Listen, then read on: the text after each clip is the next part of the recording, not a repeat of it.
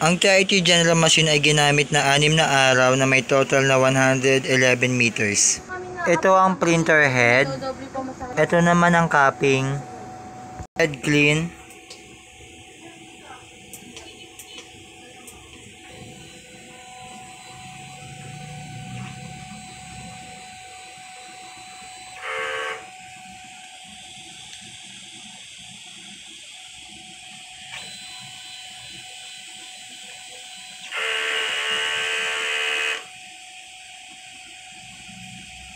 At linis na ang wiper after cleaning.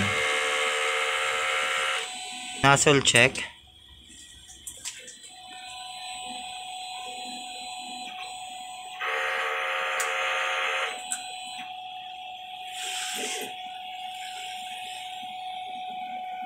Ang ink system ay tama.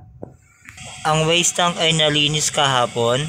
Naman ang AVR at ground wire.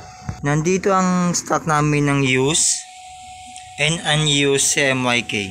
Ito ang output ng amin CMYK. Daily output.